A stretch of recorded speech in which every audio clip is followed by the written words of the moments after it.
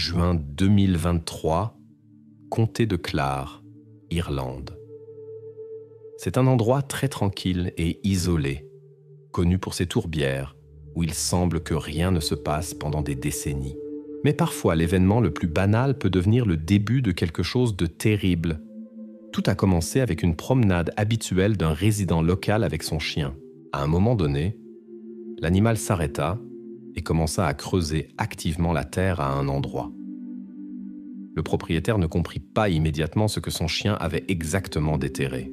Au début, cela ressemblait à un simple os et à un morceau sale de tissu. Mais en regardant de plus près, il réalisa que la trouvaille semblait incorrecte. Cela fut suffisant pour appeler la police. Quand la voiture de patrouille arriva sur les lieux, il devint clair que ce n'était pas une fausse alerte. Le territoire fut immédiatement bouclé et bientôt des spécialistes judiciaires y travaillaient déjà. Leurs pires craintes se confirmèrent. L'os était humain. Et le fragment de tissu s'avéra être une partie d'un simple cardigan en laine. Tout ce qu'ils trouvèrent fut soigneusement emballé et envoyé pour analyse. Les résultats de l'analyse ADN ne se firent pas attendre longtemps. Ils confirmèrent l'identité. Les restes appartenaient à Eileen Murphy, 19 ans. La jeune fille était portée disparue depuis déjà 8 mois, depuis octobre 2022. Ils l'avaient cherchée, mais sans succès. Cette découverte dans la tourbière changea tout. Un simple cas de personne disparue se transforma officiellement en enquête pour meurtre. Maintenant, il incombait à l'enquête de reconstituer les derniers jours de la vie d'Eileen et de comprendre ce qui lui était arrivé. Pour comprendre ce qui avait mené à la tragédie, l'enquête devait revenir en arrière. 8 mois en arrière, à octobre 2022. À ce moment-là, le monde était complètement différent. Parce qu'alors, Eileen Murphy était vivante. Et elle n'était pas simplement un nom dans un rapport de police. Elle était une étudiante ordinaire de 19 ans qui vivait en ville et essayait de trouver sa place dans la vie.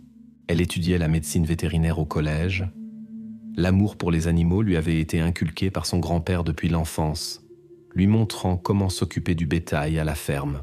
Pendant son temps libre des études, elle travaillait dans un café, économisant de l'argent pour son petit rêve, une vieille voiture d'occasion, pour ne pas dépendre des bus. Dans sa vie, il n'y avait rien qui puisse indiquer un lien avec le crime. Elle était au début de son chemin, et ce chemin semblait brillant et compréhensible. La place centrale dans ce chemin était occupée par la famille.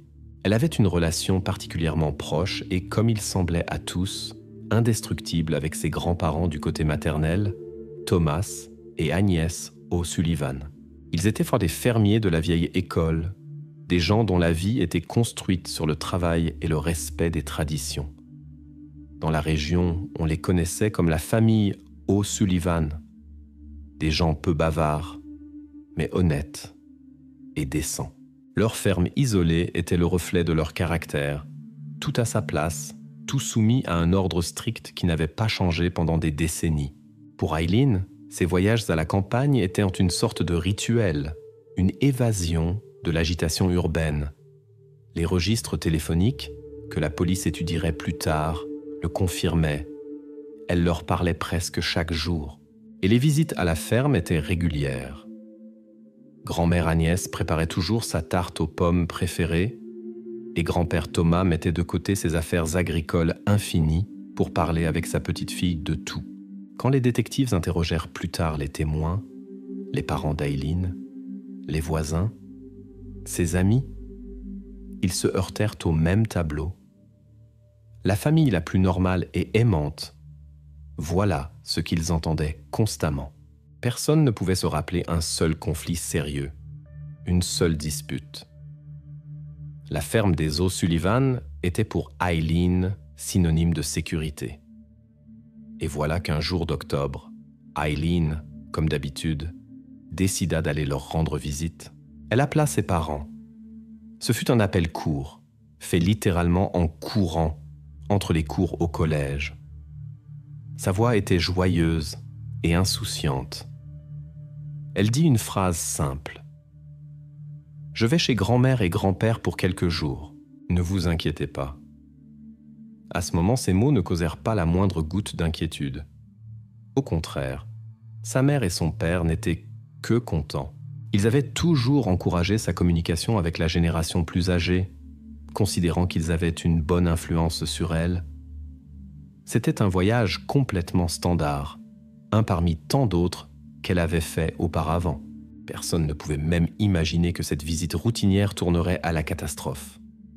Aileen allait simplement voir les gens qu'elle aimait et en qui elle avait le plus confiance au monde. Elle ne savait pas encore que cette visite serait la dernière pour elle. Cette dernière visite, qui avait commencé comme toutes les précédentes, dans une atmosphère de confort familial, arriva à sa fin silencieuse et imperceptible. 2 jours passèrent. À la ferme des O'Sullivan arriva un matin ordinaire. Thomas, ayant fini sa tournée matinale du bétail, entra dans la cuisine. Ça sentait le pain frais et le café. Tout était comme toujours. Ne voyant pas sa petite fille, il posa à sa femme une question simple et naturelle. « Et où est Aileen ?» Agnès, sans s'arrêter de préparer le petit déjeuner, répondit d'un ton uniforme et quotidien que Thomas entendait chaque matin depuis 50 ans. Elle dit qu'Aileen était partie très tôt, encore avant l'aube, pendant qu'il dormait. Soi-disant, elle devait prendre le premier bus pour la ville, pour ne pas rater des affaires importantes au collège. Pour Thomas, cette explication sonna parfaitement logique. La vie étudiante est pleine d'agitation. Il n'avait pas une seule raison de douter des paroles de sa femme. Il hocha simplement la tête, se versa du café et s'assit à table. À ce moment même fut prononcé le premier mensonge, le plus important, et il devint la base de toute la tragédie qui suivit. Entre-temps, en ville, les parents d'Aileen attendèrent son retour. Au début, ils ne s'inquiétèrent pas, mais quand une journée passa et que leur fille n'apparut pas et n'appela pas, ils commencèrent à s'énerver. Son téléphone était éteint. L'appel était immédiatement renvoyé vers la messagerie vocale. La première chose qu'ils firent, bien sûr, fut d'appeler la ferme. Agnès décrocha le téléphone. Sa voix sonnait comme toujours, calme et raisonnable. Elle leur répéta la même histoire. Aileen était partie tôt le matin. Elle était pressée d'aller en ville. Ces mots calmèrent temporairement les parents. Peut-être que son téléphone était simplement déchargé. Mais les heures passaient et il n'y avait pas de nouvelles d'Aileen. La soirée passa. La nuit arriva. L'inquiétude se transforma en peur. Elle n'était pas une fille capricieuse qui pouvait disparaître comme ça, sans prévenir. Le matin, quand le téléphone d'Aileen ne répondait toujours pas et qu'elle n'était toujours pas apparue à la maison, ils comprirent qu'ils ne pouvaient plus attendre. Quelque chose était arrivé.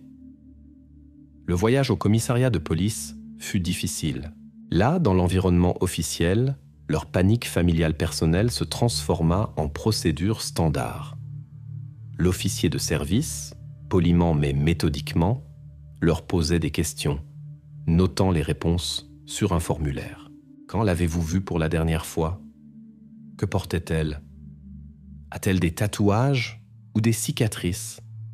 Avec qui était-elle en relation récemment? Le dernier point de contact connu des parents était cet appel même où elle avait dit qu'elle allait chez grand-mère et grand-père. La ferme des O'Sullivan fut enregistrée comme l'endroit où elle avait été vue vivante et en bonne santé pour la dernière fois. La procédure fut achevée. La déclaration de personne disparue fut officiellement enregistrée. À partir de ce moment, Aileen Murphy figurait dans le registre national des personnes disparues et sa photo apparut dans les communiqués de police. La recherche commença. Les premiers jours d'enquête sur un cas de personne disparue sont toujours un travail méthodique, mais souvent sans résultat. Les détectives agirent selon le protocole standard. Ils interrogèrent les amis et camarades de classe d'Aileen, vérifièrent les enregistrements des caméras de surveillance dans les gares routières, analysèrent ses derniers appels et son activité sur les réseaux sociaux. Mais tout fut vain. La trace numérique de la jeune fille s'arrêtait le jour où elle avait quitté la ville. Il semblait qu'elle s'était simplement évaporée. l'enquête commença à retracer l'itinéraire d'Aileen étape par étape. Tous les services de taxis locaux dans la région du village de Kilmore furent vérifiés. Les détectives passèrent des heures à parcourir les journaux d'appel, interrogeant les répartiteurs. Et voilà, en vérifiant les registres dans l'une des petites compagnies de taxis, ils tombèrent finalement sur la ligne nécessaire. Une commande au nom d'Aileen Murphy, passée le jour de son arrivée. L'adresse de destination, la périphérie du village. L'enquête obtint sa première véritable piste, son premier fil tangible. Le conducteur qui avait exécuté cette commande fut également établi. Ainsi apparut dans l'affaire la première figure clé, un chauffeur de taxi local. Le conducteur, un homme d'âge moyen, fut appelé au commissariat pour donner un témoignage officiel. Il était visiblement nerveux, mais était prêt à coopérer. Dans l'atmosphère formelle de la salle d'interrogatoire, l'enquêteur lui demanda de raconter calmement et en détail tout ce qu'il se rappelait de ce voyage. L'homme confirma qu'il avait transporté une fille qui ressemblait à Aileen sur la photographie. Selon ses mots, elle était silencieuse. La plupart du trajet, elle écoutait de la musique avec des écouteurs. Ils avaient échangé quelques phrases insignifiantes sur la météo, pas plus.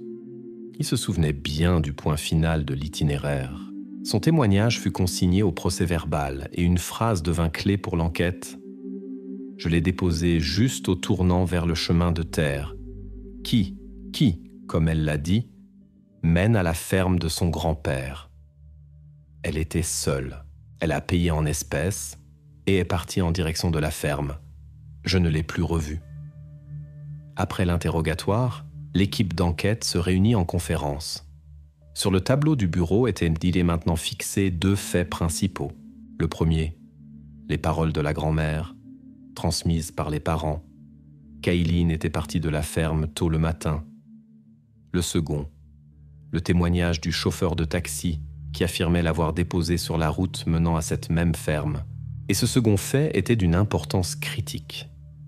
Il signifiait que le chauffeur de taxi avait été la dernière personne, sans compter les membres de la famille, à avoir vu Aileen vivante. Ces paroles étaient la seule confirmation indépendante qu'elle était arrivée dans ces lieux. Dans une telle situation, les détectives n'avaient pas le choix. Ils devaient vérifier cette personne avec toute la minutie possible. Il était le dernier maillon de la chaîne d'événements connus. Par conséquent, les enquêteurs prirent une décision standard pour une telle situation. Le statut du conducteur de taxi dans cette affaire changea. De témoin ordinaire, il devint une personne d'intérêt pour l'enquête. Maintenant, toute l'attention était concentrée sur lui. Le statut de personne d'intérêt libéra les mains des détectives. Immédiatement fut obtenu un mandat pour une vérification complète du conducteur. La police commença à creuser. Et il comptait creuser profondément. Les détectives remontèrent tout son passé. Biographie, possibles condamnations passées, même les infractions administratives mineures. Ils contactèrent la compagnie de taxi, étudiant les plaintes de clients des dernières années. Une attention particulière fut accordée à sa situation financière. Ils cherchaient des dettes soudaines, de grosses dépenses, tout signe qu'une personne avait eu besoin d'argent de toute urgence, tout motif. Mais la vérification donnait des résultats désespérément vides. La biographie était propre. Aucune arrestation policière, aucune plainte, situation financière stable. Le tableau semblait absolument normal. Mais dans une affaire où il n'y avait aucune autre piste, cette normalité elle-même semblait suspecte. Comme la biographie n'avait rien donné, les enquêteurs décidèrent d'intensifier la pression psychologique. Le chauffeur de taxi fut appelé pour un interrogatoire répété, beaucoup plus dur. Cette fois, l'atmosphère était complètement différente. Aucune politesse formelle, seulement une pression directe et méthodique. Les enquêteurs lui posèrent les mêmes questions dans un ordre différent, exigeant qu'il précise les moindres détails du voyage, l'heure exacte, les phrases qu'ils avaient échangées avec Aileen, son humeur, son apparence. Ils l'obligèrent à répéter son histoire encore et encore, espérant l'attraper sur la moindre contradiction, cherchant une fissure dans son histoire. Mais l'homme fut inébranlable. Il ne craquerait pas, ne se confondait pas dans ses déclarations. Calmement et méthodiquement, il répéta exactement la même chose que la première fois. Il avait amené la fille au tournant vers la ferme, elle avait payé et était partie. Il niait complètement toute participation de sa part à sa disparition. Sa maîtrise de soi était si complète qu'elle causait chez les détectives deux sentiments opposés. Soit ils disaient la vérité absolue, soit ils étaient confrontés à une personne très froide et calculatrice. Après l'interrogatoire, l'équipe d'enquête se réunit à nouveau dans son bureau. Sur le tableau était toujours accrochée la photographie du chauffeur de taxi, et autour d'elle, il y avait de nombreux points d'interrogation. Le dilemme était évident. D'un côté, contre cette personne, il n'y avait pas une seule preuve directe, seulement le fait qu'il avait été le dernier à voir Eileen. D'un autre côté, il n'avait absolument rien d'autre. Abandonner cette version signifiait retourner au tout début, dans l'impasse. La logique et le protocole policier exigeaient de continuer à travailler avec ce qu'il y avait. Par conséquent, la décision fut prise. Le développement du conducteur comme principal suspect continuerait. À ce moment-là, pour l'enquête, il n'existait pas d'autre version. Le conducteur de taxi était et restait le principal et unique suspect dans l'affaire de la disparition d'Eileen Murphy. Mais pour avancer, les soupçons seuls ne suffisaient pas. Les détectives avaient un besoin de faits qui prouveraient soit sa culpabilité, soit la réfuteraient complètement. Et ils décidèrent de faire appel à un témoin impartial qui ne ment pas et n'oublie rien. Les technologies. L'enquête envoya une demande officielle à la compagnie de taxi exigeant un accès complet aux données du tracker GPS embarqué installé dans l'automobile du conducteur. Il s'intéressait à un fichier spécifique. La trace complète de tous les déplacements de la voiture le jour où Eileen arriva au village. Les paroles d'une personne peuvent être mises en doute. Sa mémoire peut faire défaut. Mais les données impartiales du satellite sont tout autre chose. Bientôt, les données furent obtenues. Le fichier avec l'itinéraire détaillé, enregistré minute par le système, arriva sur le bureau de l'analyste. C'était un travail scrupuleux, presque méditatif. Confronter chaque mot du conducteur du procès-verbal d'interrogatoire avec chaque point sur la carte numérique. Sur un écran, ses déclarations, sur l'autre, la ligne montrant l'itinéraire réel de l'automobile. Et plus l'analyste s'immergeait dans les données, plus le tableau devenait clair. L'itinéraire jusqu'au tournant vers la ferme, le temps de trajet, l'arrêt court pour déposer le passager, tout correspondait à la seconde près. Mais les détectives allèrent plus loin. Ils retracèrent toute sa journée de travail, avant et après le voyage avec Eileen. La police trouva et interrogea plusieurs autres passagers qui l'avaient transporté ce jour-là. Un étudiant qui allait à la bibliothèque, une femme âgée qui revenait du marché. Ces personnes n'avaient aucun rapport avec l'affaire, ni entre elles, et leurs témoignages, l'un après l'autre, s'inscrivaient dans le tableau général, confirmant les données du tracker et les paroles du conducteur lui-même avec une précision absolue. L'alibi du chauffeur de taxi devenait de fer. Il n'avait simplement ni le temps, ni la fenêtre pour commettre quelque crime que ce soit. Finalement, l'analyste prépara le rapport final sur la vérification. C'était un document court et sec qui mettait le point final à cette étape de l'enquête. La conclusion principale fut formulée clairement et sans émotion.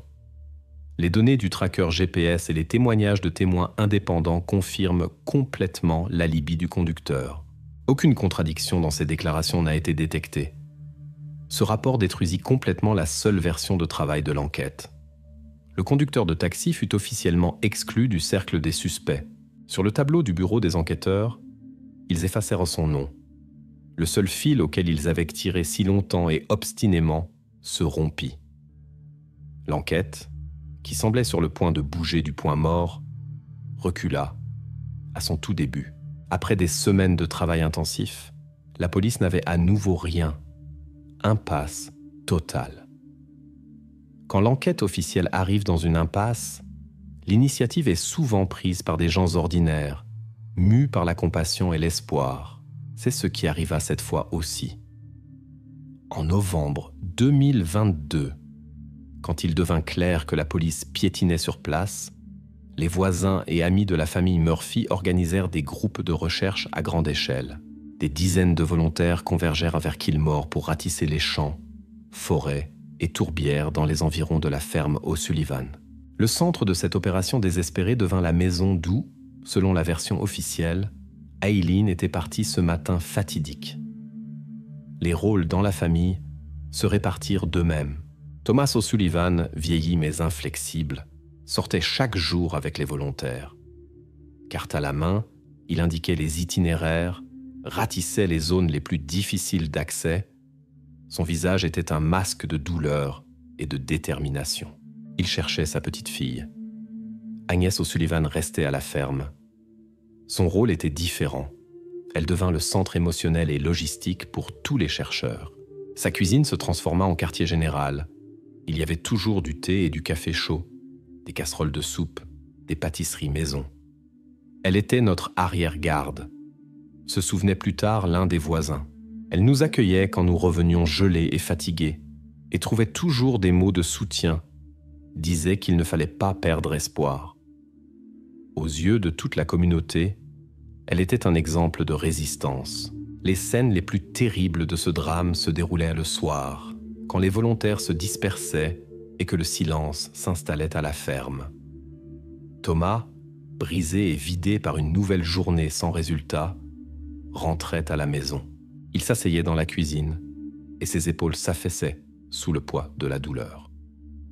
D'une voix basse, pleine de désespoir, il racontait à sa femme où ils avaient cherché aujourd'hui et n'avaient encore rien trouvé. Il partageait sa douleur avec la seule personne qui, selon lui, partageait sa souffrance dans toute sa mesure. Agnès s'asseyait en face.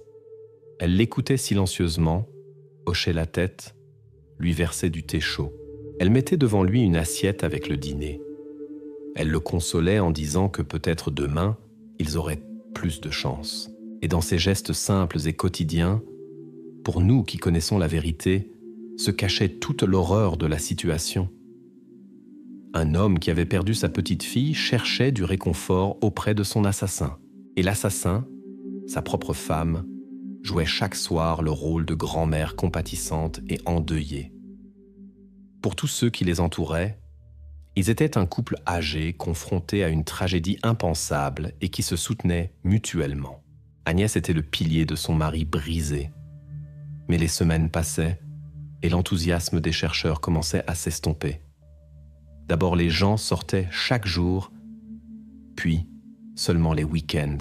Et puis l'hiver prit définitivement ses droits. Les pluies torrentielles rendirent les marais impraticables et l'espoir s'éteignit presque. La phase active de recherche disparut. La vie à la ferme reprit son cours lent et habituel.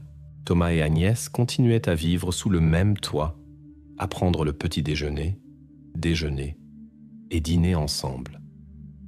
Le secret était enterré littéralement à quelques kilomètres de leur maison, et seule une personne dans cette famille le savait. Les mois passaient. L'affaire numéro 22-48-15, l'affaire de la disparition d'Aileen Murphy, fut classée, obtenant le statut de non résolu. L'hiver céda la place au printemps. 2023 arriva, silence. C'est le mot principal avec lequel on pouvait décrire l'affaire Aileen Murphy dans la première moitié de 2023. Pour la police, c'était un dossier en attente. Pour la famille, une blessure qui ne guérissait pas. Pour la société, une tragédie presque oubliée. Le temps passait, et il semblait que le mystère de la disparition de la jeune fille resterait à jamais enterré sous les couches de tourbe irlandaise. Mais parfois, la nature elle-même intervient dans l'affaire. Juin 2023 arriva, et avec lui, la saison des pluies torrentielles qui s'abattirent sur le comté de Clare. Les rivières sortaient de leurs lits, et les tourbières, gorgées d'eau, devenaient instables et mouvantes. La terre, qui avait gardé ses secrets pendant des siècles, commença à les rendre à contre-cœur. L'un de ces jours gris et pluvieux, un habitant local, le même qui 8 mois auparavant avait découvert les premiers indices, promenait à nouveau son chien au bord des tourbières. Maintenant, le spectateur sait ce qu'il cherche, et cela donne un nouveau sens à la scène. L'animal, attiré par une odeur qui avait percé à travers la terre humide, commença à nouveau à creuser. Cette fois, de la terre détrempée apparurent non seulement des fragments d'os, mais aussi un gros morceau bien conservé de tissu de laine. La nouvelle de la découverte parvint instantanément au service d'enquête, et l'affaire, qui avait pris la poussière dans les archives, fut urgentement rouverte. Sur les lieux se rendit immédiatement un groupe renforcé de spécialistes judiciaires. Le territoire fut bouclé sur plusieurs centaines de mètres autour. Au-dessus du lieu de fouille, ils installèrent une tente et commença le travail minutieux d'extraction de tout ce que cachait la terre. Chaque fragment, chaque fil, furent soigneusement documentés, emballés et envoyés au laboratoire. La tâche prioritaire était de réaliser un test ADN et de le comparer avec les échantillons qui avaient été pris aux parents d'Eileen au tout début de l'enquête. L'attente des résultats ne fut pas longue, mais pour tous les participants de l'affaire, ces quelques jours s'étirèrent comme une éternité. Finalement, arriva le rapport officiel. Les lignes sèches du document rayèrent tout espoir. Le profil ADN extrait des restes trouvés correspondait à 99,9% avec l'ADN d'Eileen Murphy. Le tissu fut identifié comme un fragment du cardigan avec lequel, selon les mots des parents, elle était partie à la ferme. Ce fut la fin de l'histoire de la jeune fille disparue et le début de l'histoire d'un crime brutal. L'affaire fut immédiatement et officiellement reclassée de disparition de personnes en enquête pour meurtre. Ce n'était plus seulement une tragédie, c'était un meurtre. Et un meurtre a toujours un meurtrier. Ce nouveau statut changea complètement l'approche de l'enquête. Maintenant, il cherchait non pas une disparue, mais la scène de crime. La première chose que firent les détectives fut de marquer sur une grande carte de la région les coordonnées exactes du lieu où les restes avaient été découverts. Et quand le drapeau rouge fut planté sur la carte, il devint évident pour tous dans la pièce ce à quoi, auparavant, il n'y avait simplement pas de raison de prêter une attention si soutenue. Le lieu d'inhumation se trouvait dans une proximité immédiate, à pied, de la ferme de Thomas et Agnès O'Sullivan. La ferme changea instantanément de statut. De la maison tranquille du grand-père et de la grand-mère brisée par le chagrin, qui n'étaient pas que témoins, elle devint l'objet central de l'enquête. La logique était simple et implacable. Si le corps fut trouvé ici, alors il y avait de grandes chances que les traces du crime devaient aussi être cherchées à proximité. Fut émis un mandat pour une nouvelle perquisition judiciaire la plus minutieuse de tout le territoire de la ferme. Maintenant, les détectives devaient y retourner non pas comme des invités, mais comme des enquêteurs, considérant cet endroit comme une scène potentielle de meurtre. L'un des jours de juillet 2023, le silence idyllique de la ferme des O'Sullivan fut troublé par le rugissement d'un moteur diesel. À la maison s'approcha une camionnette discrète, qui cependant signifiait pour l'enquête plus qu'une dizaine de voitures de patrouille. C'était un laboratoire judiciaire mobile. À partir de ce moment, la perquisition passa à un niveau complètement nouveau, microscopique. Maintenant, les enquêteurs cherchaient ce qui était invisible à l'œil humain. L'équipe d'experts en combinaison blanche commença méthodiquement le travail. Leur outil principal était le luminol. C'est une composition chimique qui réagit avec le fer dans l'hémoglobine du sang. Même si les traces avaient été soigneusement lavées de nombreux mois auparavant, le luminol les fait briller dans l'obscurité d'une lumière bleue fantomatique. Le premier objet de vérification fut la maison d'habitation. Les criminalistiques traitèrent au réactif tout. Les sols dans la cuisine, les murs dans le couloir, les meubles, les évacuations dans la salle de bain. Mais pièce après pièce donnait le même résultat. Rien. La maison était impeccablement propre. Alors l'attention se déplaça sur les nombreuses constructions auxiliaires dispersées sur le territoire de la ferme. L'attention des enquêteurs fut attirée par un objet, une vieille grange penchée pour stocker la tourbe que personne n'utilisait plus depuis longtemps. Elle était à l'écart et en émanait l'abandon. C'était l'endroit parfait pour cacher quelque chose. Les portes de la grange s'ouvrirent et les experts entrèrent à l'intérieur. L'air était lourd et sentait la terre humide. Le jour, c'était simplement un endroit sombre, encombré de bric-à-brac. Mais les criminalistiques allaient le regarder sous un autre éclairage. La procédure commença. Les fenêtres et fissures furent hermétiquement fermées, plongeant la grange dans l'obscurité absolue. Dans le silence retentit le sifflement du pulvérisateur.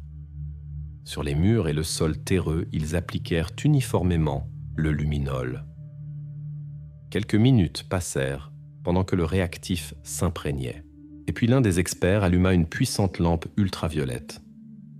D'abord, il n'y avait rien, mais ensuite, lentement, comme se révélant sur une vieille photographie, sur le sol et à la base de l'un des murs de pierre commença à apparaître une lueur sinistre et distincte bleu-vert. Elle avait la forme d'éclaboussures et de petits écoulements. Les traces furent trouvées. Maintenant, cette lueur devait être transformée en preuve irréfutable. Chaque zone lumineuse fut marquée. Les criminalistiques, utilisant des instruments stériles, prirent plusieurs échantillons de terre et firent des grattages du mur. Chaque échantillon fut emballé dans un conteneur séparé, scellé et immédiatement envoyé au même laboratoire qui avait établi l'identité d'Eileen par les restes trouvés. À nouveau arriva une pause, un temps d'attente, pendant que la science faisait son travail. Toute l'enquête dépendait maintenant des résultats de cette analyse. La réponse arriva quelques jours plus tard et fut absolument sans équivoque. Le rapport du laboratoire disait « Le profil ADN extrait des traces biologiques trouvées dans la grange correspond complètement au profil ADN d'Eileen Murphy. » C'était une percée. Maintenant, l'enquête n'avait pas seulement une théorie basée sur la géographie. Ils avaient une preuve physique. Le sang d'Eileen Murphy était dans la ferme de ses grands-parents. Le lieu du crime, ou au moins l'endroit où son corps avait temporairement été, était établi. Et il était juste ici. Maintenant que le lieu du crime était établi, l'enquête changea d'échelle. Le large filet jeté au début se resserra à un seul point sur la carte, la ferme des O'Sullivan. Et le cercle des suspects se réduisit de n'importe qui à 2 personnes spécifiques, Thomas et Agnès.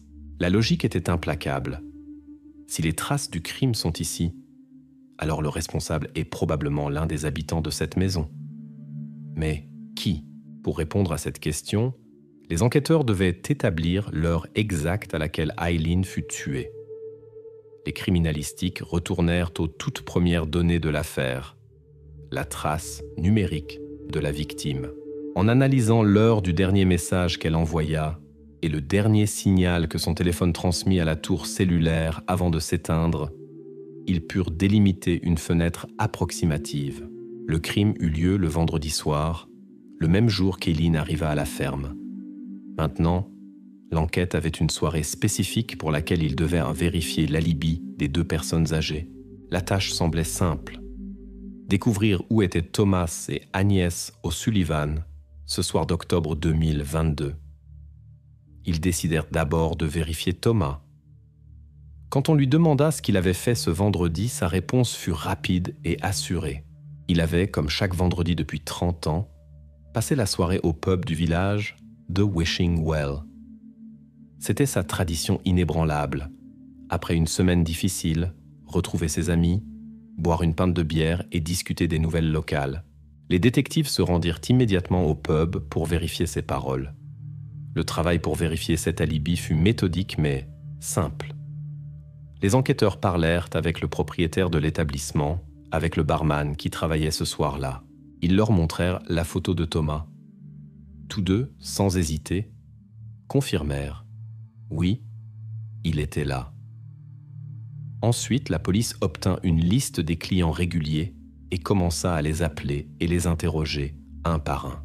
Les fermiers avec qui Thomas s'asseyait à la même table, les voisins du village, de simples visiteurs occasionnels, des dizaines de personnes non liées entre elles, donnaient comment les mêmes témoignages.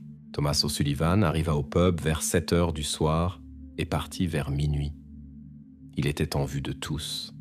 Son alibi n'était pas seulement bon, Il était de fer, irréfutable. Après cela, sur le tableau dans le bureau des enquêteurs, l'équation devint extrêmement simple. À la ferme, le soir du meurtre, il y avait 2 adultes. L'un d'eux, Thomas, avait un alibi 100% confirmé par des dizaines de témoins.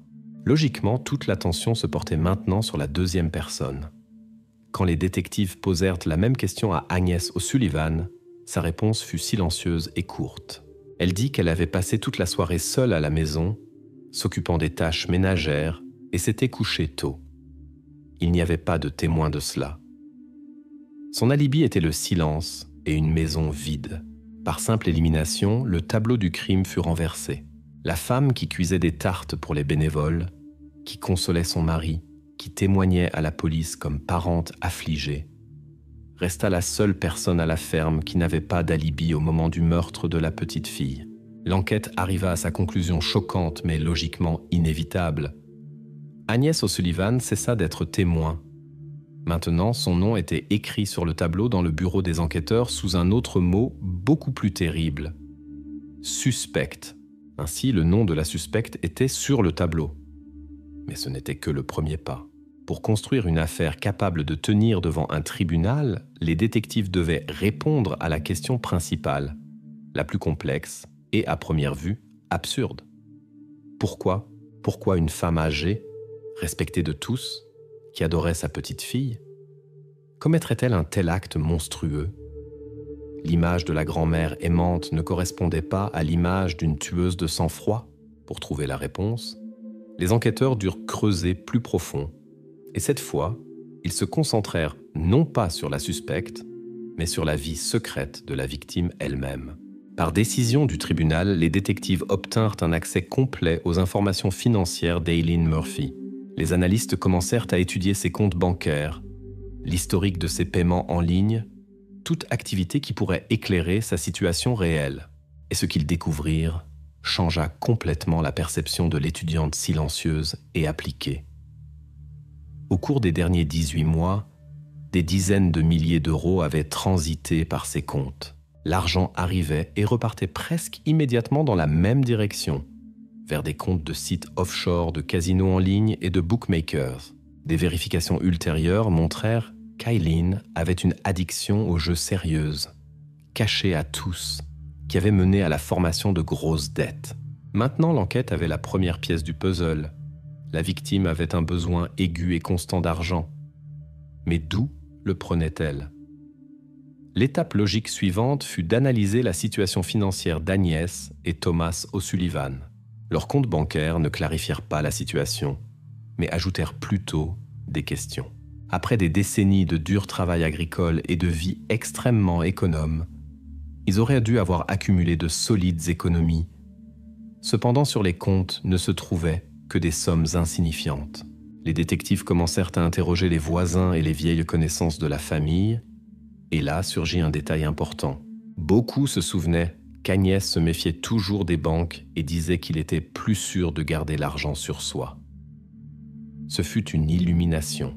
2 lignes d'enquête apparemment non liées, les dettes de la petite fille et les économies invisibles de la grand-mère, se croisèrent en un point. L'enquête développa une hypothèse de travail. Agnès O'Sullivan, pendant des années, avait économisé de l'argent liquide et l'avait caché quelque part dans la ferme.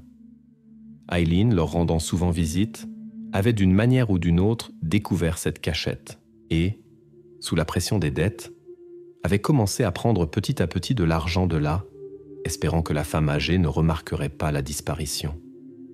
Il ne restait qu'à reconstruire les événements de cette soirée fatidique. Il n'avait pas d'enregistrement de la conversation, mais, se basant sur la psychologie, les faits et les preuves, ils purent recréer le scénario le plus probable.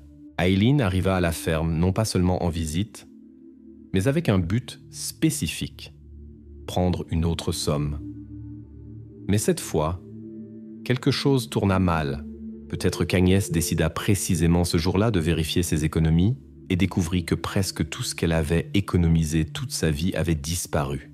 Elle comprit qui avait pu faire cela et décida de parler avec la petite fille directement. Cette dernière conversation devint le point de non-retour. Les enquêteurs supposèrent qu'Eileen, acculée par sa dépendance, en réponse aux accusations directes, ne s'excusa pas et ne se repentit pas. Au contraire, elle se comporta de manière insolente, exigea peut-être même plus d'argent. Pour Agnès, dont la vie était construite sur le travail, l'économie et les sacrifices pour l'avenir de la famille, ce n'était pas seulement du vol, c'était une trahison. Toute sa vie, tous ses labeurs furent détruits par la personne la plus proche. La version de l'enquête fut finalement formulée. Motif: conflit surgissant soudainement à cause du vol d'économie, dégénérant en rage incontrôlable et meurtre commis dans un état d'affect. Maintenant l'enquête avait le tableau complet, preuves, suspects et surtout motifs. La théorie était construite. Restait le dernier acte final de l'enquête policière, l'affrontement direct avec la personne qui, selon leur version, était au centre de toute cette tragédie. Le moment était venu pour l'interrogatoire formel. Agnès O'Sullivan fut convoquée au poste de police. Mais cette fois, l'assignation n'arriva pas à un témoin. Elle arriva à une suspecte. L'atmosphère était complètement différente de celle de leur conversation précédente. Ce n'était pas la cuisine silencieuse de la ferme, mais une salle d'interrogatoire froide et impersonnelle, avec des murs nus et des meubles métalliques. Tout ce qui se passait était enregistré par une caméra vidéo installée dans le coin. À côté d'Agnès était assis un avocat commis d'office qui lui avait donné pour instruction de répondre aux questions brièvement et de manière concise. En face d'eux étaient assis 2 détectives qui menaient cette affaire depuis le début. Sur la table entre eux se trouvait un mince dossier avec des documents. Le jeu de la grand-mère endeuillée était terminé. En face d'eux était assise Agnès O'Sullivan, une femme tranquille et âgée dans une robe simple, avec des mains ridées et croisées sur la table. Elle paraissait calme, presque détachée. Après les formalités standards, l'enquêteur principal la regarda droit dans les yeux et fit le premier mouvement. Sa voix était uniforme et dépourvue d'émotion. « Madame O'Sullivan, lors de la perquisition de votre ferme, des traces de sang ont été découvertes dans la vieille grange à tourbe. L'analyse de laboratoire a confirmé que ce sang appartient à votre petite-fille, Eileen Murphy. Pourriez-vous expliquer comment il est arrivé là ?» Une longue pause s'ensuivit. Agnès ne changea pas d'expression. Sa voix était silencieuse mais ferme. « C'est une erreur. Cela ne peut pas être. Ma petite fille est partie de chez nous ce matin-là. Pas de larmes, pas de panique, seulement un déni froid et obstiné. Elle avait construit un mur et maintenant les détectives allaient méthodiquement, brique par brique, le détruire. L'enquêteur ouvrit le dossier. « Bien, parlons de cette soirée, Agnès. Votre mari, Thomas, était au pub The Wishing Well. Il a un alibi solide, confirmé par des dizaines de témoins. Et où étiez-vous ? » « J'étais à la maison, seule, » répondit-elle calmement. « C'est-à-dire qu'il n'y a pas de témoin de votre alibi. Vous étiez à la ferme seule, avec Eileen, » constata le détective. Agnès resta silencieuse. Il continua, passant au point suivant. « Nous avons appris qu'Eileen avait de sérieuses difficultés financières. Elle était dépendante aux jeux de hasard et avait accumulé de grosses dettes. Le saviez-vous ? Non, je ne sais rien de cela. C'était une bonne fille. » Sa voix ne trembla pas. « Nous savons aussi que vous et votre mari avez travaillé dur et économisé toute votre vie, mais sur vos comptes bancaires, il n'y a presque pas d'argent. En revanche, il y a des preuves que vous ne faisiez pas confiance aux banques et préfériez garder vos économies en liquide. Est-ce exact ? » « Nous vivions modestement, » répondit évasivement Agnès. À chaque argument, à chaque preuve présentée, elle répondait soit par un déni total, soit par de courtes phrases qui ne signifiaient rien. Elle ne disputait pas, ne se défendait pas. Elle s'en tenait simplement à sa version initiale. Elle est partie le matin. Nous l'aimions beaucoup. L'interrogatoire dura plusieurs heures Mais les enquêteurs ne purent pas percer ce mur. Ils tentèrent sous différents angles, changèrent de tactique, mais Agnès était inébranlable. Finalement, le détective principal reposa les documents et se pencha légèrement vers l'avant. Sa voix devint plus douce, presque confidentielle. « Agnès, nous ne vous considérons pas comme un monstre. Nous savons que vous aimiez votre petite fille. Peut-être que quelque chose a mal tourné. Peut-être était-ce un accident. Peut-être que vous vous êtes juste disputés. Aidez-nous à comprendre ce qui s'est passé. Aidez le reste de votre famille à connaître la vérité. » Agnès resta silencieuse longtemps, regardant ses mains. Un silence tendu s'installa dans la pièce. Les détectives attendaient, mais quand elle leva les yeux, il n'y avait ni repentir, ni peur. Seulement un vide froid. « Elle est partie le matin », répéta-t-elle une dernière fois. « C'est tout ce que je sais. » L'interrogatoire prit fin là-dessus. Le mur ne céda pas, mais l'enquête avait suffisamment de preuves circonstancielles pour agir. Ce soir même, sur la base du sang trouvé, de l'absence d'alibi et du motif établi, Agnès O'Sullivan fut officiellement inculpée de meurtre au 2e degré. La fermière âgée, pilier de sa famille et de la communauté locale, était maintenant officiellement accusée du meurtre de sa propre petite-fille. L'affaire était prête à être portée devant le tribunal. L'affaire Agnès O'Sullivan était solide, mais du point de vue du parquet, pas parfaite. Elle se basait sur un ensemble de preuves circonstancielles importantes, sang de la victime sur le territoire de la ferme, absence d'alibi de la suspecte, présence d'un motif convaincant. Mais pour ne laisser aux jurés aucune chance de doute, l'accusation manquait d'une chose, la preuve finale, matérielle, qui relierait directement la main du meurtrier à son action. Il leur fallait ce qu'on appelle, en argot policier, l'arme fumante. Il leur fallait trouver l'arme du crime. Les procureurs et détectives étudièrent encore et encore le rapport du médecin légiste. La conclusion était sans équivoque. Cause de décès, traumatismes multiples à la tête, infligés avec une grande force par un objet contondant lourd à surface d'impact arrondi. Cette formulation était la clé. Le meurtre était spontané, commis dans un accès de rage, ce qui signifie que l'arme n'avait pas été apportée. Elle avait été saisie précipitamment, à l'endroit où le conflit avait éclaté. La reconstitution des événements pointait vers la cuisine. Et alors les enquêteurs se posèrent une question simple. Quel objet lourd, contondant, à surface arrondie peut-on trouver dans la cuisine d'une vieille maison de ferme irlandaise? La réponse était évidente. Une lourde poêle en fonte. Un mandat fut émis pour une dernière perquisition ciblée. Les criminalistiques revinrent à la ferme, mais cette fois, seule une pièce les intéressait, la cuisine. Ils ne cherchaient pas des traces de sang sur les murs, ils cherchaient un objet spécifique. Un ensemble de vieilles poêles lourdes en fonte suspendues à des crochets près du fourneau attira l'attention. Elles étaient vieilles, noircies par des décennies d'usage.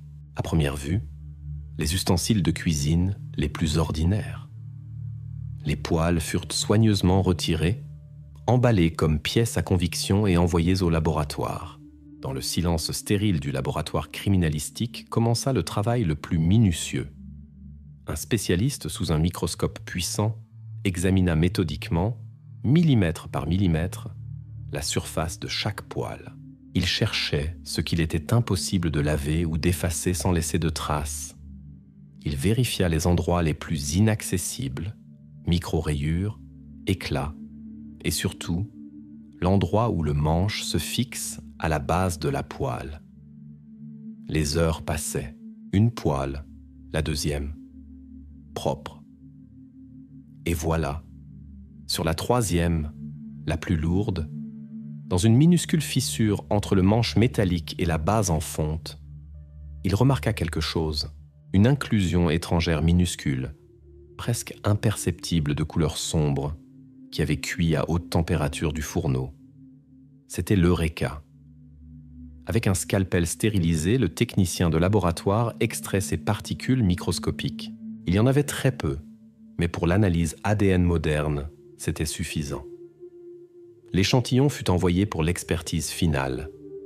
C'était la dernière vérification de cette affaire, et de ses résultats dépendait absolument tout. Quelques jours plus tard, le rapport arriva sur le bureau du procureur principal. La conclusion était brève et accablante. Le profil ADN extrait des microparticules trouvées sur la poêle correspondait parfaitement au profil ADN d'Aileen Murphy. C'était cette preuve irréfutable qui manquait tant à l'accusation. Ils n'avaient pas seulement le lieu du crime, le motif et la suspecte sans alibi. Maintenant, ils avaient entre leurs mains l'arme du crime avec des traces biologiques de la victime dessus. Maintenant, le piège s'était refermé. L'affaire était complètement prête pour le procès et la partie accusatrice avait tous les atouts en main. L'affaire était complètement prête pour le procès et la partie accusatrice avait tous les atouts en main. En avril 2024 commença la session au tribunal du comté de Clare pour l'affaire du meurtre d'Aileen Murphy. L'atmosphère dans la salle était oppressante. Ce n'était pas seulement un drame criminel, mais la tragédie d'une famille se jouant sous les yeux de tous. Sur le banc des accusés était assise Agnès O'Sullivan, la même femme âgée, silencieuse et détachée, qui semblait ne pas comprendre entièrement où elle se trouvait et de quoi on l'accusait. Dans la salle, sur le banc du public, son mari Thomas s'asseyait chaque jour. Au cours des mois écoulés depuis l'arrestation de sa femme, il avait vieilli de 10 ans. Il observait silencieusement le procès avec une expression de perplexité totale et de douleur sur le visage. Il était la seconde victime silencieuse de ce crime, un homme dont le monde s'était effondré du jour au lendemain. Le procès commença. Le procureur se leva pour prononcer son discours d'ouverture, promettant au jury qu'il leur présenterait une chaîne de preuves claires et irréfutables qui ne laisserait aucun doute sur la culpabilité de l'accusé. Et il tint parole. La partie accusatrice construisit méthodiquement, étape par étape, sa version des événements devant le jury. Ils commencèrent par le motif. Le procureur présenta au tribunal les relevés des comptes bancaires d'Aileen, l'historique de son activité sur les sites de casinos en ligne et le témoignage d'un expert en addiction au jeu. Il peignit l'image d'une jeune femme désespérée, criblée de dettes. Puis il connecta cela avec la situation financière de la famille O'Sullivan, présentant des preuves de leurs économies cachées et racontant les vols que commettait la petite fille. Ensuite vinrent les preuves. Une après l'autre, elles furent posées sur la table devant le jury, créant un tableau irréfutable. Le procureur appela des dizaines de témoins du pub The Wishing Well qui confirmèrent l'alibi de fer de Thomas. Puis il prouva l'absence complète d'alibi d'Agnès. Après cela, il présenta le rapport des criminalistiques et les photographies de la lueur bleue du luminol dans la remise à tourbe, le sang de la victime sur son territoire. Et enfin, le point culminant. Ils apportèrent dans la salle un conteneur scellé avec cette même poêle en fonte. Le procureur lut la conclusion de l'expert sur les microparticules trouvées dessus avec l'ADN d'Aileen Murphy. La défense tenta de contester le caractère indirect des preuves, mais ils ne purent réfuter aucun de ces faits scientifiques. Finalement, arriva le moment le plus tendu du procès. Agnès O'Sullivan fut appelée pour témoigner. Dans la salle régna un silence absolu quand elle marcha lentement vers la tribune des témoins. Son propre avocat lui posa la question principale. « Madame O'Sullivan, avez-vous tué votre petite fille, Aileen Murphy ?»« Non », répondit-elle doucement mais fermement. Pendant le contre-interrogatoire, le procureur passa méthodiquement en revue chaque preuve. « Comment le sang d'Aileen est-il arrivé dans votre remise ?»« Je ne sais pas. »« Comment son ADN s'est-il retrouvé sur votre poêle ? Je n'en ai aucune idée. » Où pensez-vous qu'elle ait disparu après avoir prétendument quitté la ferme ? Je ne sais pas. Elle ne put donner aucune explication logique. À toutes les questions, elle répondait la même chose. Elle s'était réveillée le matin et la petite fille était déjà partie. À la fin de son témoignage, L'énorme fossé entre la réalité et ses paroles devint évident pour tous dans la salle. D'un côté, une montagne de preuves solides, scientifiquement confirmées, construite en une chaîne logique impeccable. De l'autre, un déni simple, obstiné et sans aucun support. L'enquête judiciaire était terminée. L'histoire de l'accusation était complète et cohérente. L'histoire de la défense consistait en une seule phrase qui contredisait tous les faits. Maintenant, la décision revenait au jury. Maintenant, la décision revenait au jury. Pour les aider à faire ce choix, dans son discours final, le procureur ne se contenta pas d'énumérer des faits secs. Au lieu de cela, il proposa au jury de l'accompagner pas à pas à travers toute cette terrible soirée d'octobre, reconstruisant la seule version des événements qui expliquait chacune des preuves présentées. Il commença par le moment où le silence s'installa dans la ferme. Thomas, selon son habitude de nombreuses années, partit au pub. Eileen et Agnès restèrent seules dans la cuisine. Précisément à ce moment, selon l'accusation, Agnès, ayant découvert la disparition de presque toutes ses économies, décida de parler directement avec sa petite fille. Le procureur décrivit comment, en réponse aux accusations, Eileen, acculée par sa dépendance et ses dettes, ne se repentit pas et ne demanda pas pardon. Au contraire, elle se comporta avec effronterie, exigeant peut-être encore de l'argent pour se refaire. Pour une femme âgée, dont la vie avait été construite sur le sacrifice et le travail dur, ce fut la goutte d'eau qui fit déborder le vase. Ce fut une trahison qui raya tout.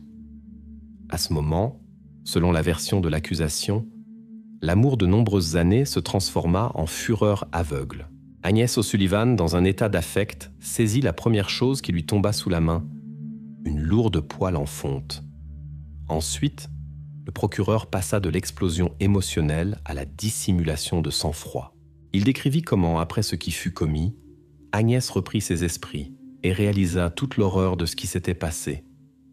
Mais au lieu d'appeler la police, elle commença méthodiquement à effacer les traces. D'abord, elle nettoya soigneusement la cuisine des traces de sang. Cela expliquait pourquoi l'inspection initiale de la maison n'avait rien donné.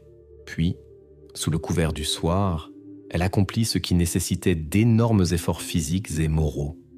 Elle traîna seule le corps de sa petite fille à travers la cour jusqu'à la vieille remise abandonnée pour stocker la tourbe. Ce fut un refuge temporaire, pour cacher son terrible secret jusqu'à l'arrivée de la nuit profonde.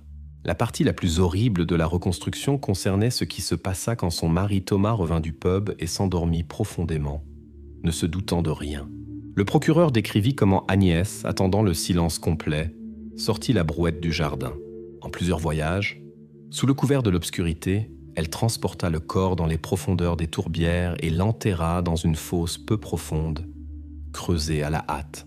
Pour effacer définitivement toutes les traces de la présence de sa petite fille, elle rassembla ses affaires personnelles, sac à dos, vêtements et surtout le téléphone portable, et brûla tout dans un vieux tonneau métallique pour brûler les déchets dans la cour arrière. Le procureur termina sa reconstruction le matin du jour suivant.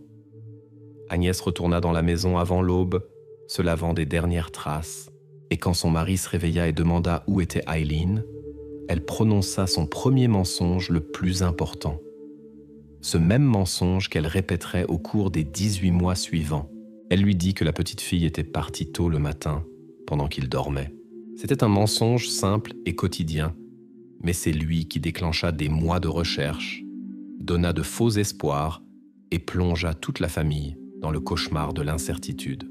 Maintenant, conclut le procureur, s'adressant au jury, vous avez le tableau complet. Un tableau de trahison, de fureur et de tromperie de sang-froid. Cette version, et elle seule, explique chaque preuve dans cette affaire. Votre tâche est de la comparer aux faits et de rendre votre verdict. Dans son discours final, le procureur donna au jury un tableau complet, logiquement construit et soutenu par les preuves de ce qui s'était passé. Maintenant, c'était leur tour. Le juge lut les dernières instructions, rappelant la nécessité de prendre une décision exclusivement basée sur les faits présentés dans la salle du tribunal. Après cela, les 12 jurés se levèrent de leur siège et dans un silence complet quittèrent la salle pour se retirer dans la salle de délibération. Pour tous ceux qui restèrent dans la salle, commença le plus torturant, l'attente. Les heures s'étiraient comme une éternité. Dans le silence oppressant de la salle du tribunal se figèrent les principaux participants de ce drame. Agnès O'Sullivan restait sur le banc des accusés avec cette même expression de pierre impénétrable qu'elle avait maintenue tout au long du procès. À côté d'elle étaient assis ses parents. De l'autre côté, au premier rang, était Thomas. Il ne regardait pas sa femme. Son regard était fixé dans le vide et il semblait ne rien voir ni entendre autour de lui. Il était un homme dont le monde avait été détruit 2 fois.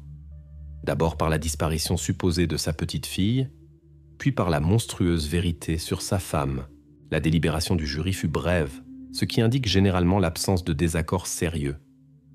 En moins de 3 heures, la porte s'ouvrit et ils revinrent dans la salle. Le président du jury tenait dans ses mains une feuille de papier pliée. Il ne regarda pas vers le banc des accusés. Le greffier prit le verdict et le remit au juge. Le juge déplia la feuille, la lut en silence et son visage ne broncha pas. Il s'adressa à l'accusé. « Madame O'Sullivan, je vous prie de vous lever. » Agnès se leva lentement. Dans la salle, on n'entendait pas un seul souffle. Le juge lut la décision du jury d'une voix forte et claire qui résonna en écho dans toute la salle. Pour l'accusation de meurtre au 2e degré, le jury vous trouve coupable. À ce moment, Agnès O'Sullivan ne manifesta aucune émotion. Elle ne tressaillit pas, ne pleura pas, ne baissa pas la tête. Elle continua simplement à regarder droit devant elle, comme si ces mots concernaient quelqu'un d'autre. Thomas, en entendant le verdict, resta assis immobile. Dans son immobilité se trouvait tout le poids de la compréhension finale que la personne avec qui il avait vécu un demi-siècle lui était complètement inconnue. La justice était rendue, mais pour lui ce ne fut pas un soulagement, seulement la confirmation d'un cauchemar. Le juge remercia le jury et passa à l'annonce de la sentence. Il regarda Agnès et prononça un bref discours. Il parle non pas tant de l'aspect juridique que de l'aspect humain de cette affaire, de la trahison monstrueuse de la confiance au sein de la famille, de la façon dont l'endroit le plus sûr pour un enfant, la maison de ses grands-parents, s'était transformé en scène de crime, et de la façon dont les mensonges qu'elle avait dits pendant 1 an et demi avaient causé à son propre mari et au reste de la famille pas moins de souffrance que l'acte lui-même. Terminant son discours, il passa à la partie résolutoire. Sur la base du verdict du jury, prononça-t-il, le tribunal condamne Agnès O'Sullivan à l'emprisonnement à vie. Dans la salle retentirent des sanglots contenus du côté du banc où étaient assis les parents d'Aileen. Le juge fit une pause et ajouta une précision, comme l'exige la loi. Avec droit de demander une libération conditionnelle pas avant 20 ans. Le coup du marteau du juge mit le point final officiel à cette affaire. Du point de vue juridique, l'affaire d'Aileen Murphy était close. Avec le coup du marteau du juge, les chemins de 2 personnes qui avaient tant vécu ensemble un demi-siècle se séparèrent pour toujours. Agnès O'Sullivan fut transférée dans une prison pour femmes pour commencer à purger sa peine à vie. Et Thomas O'Sullivan, ce jour-là, quitta pour la dernière fois la salle d'audience et retourna seul à leur ferme vide.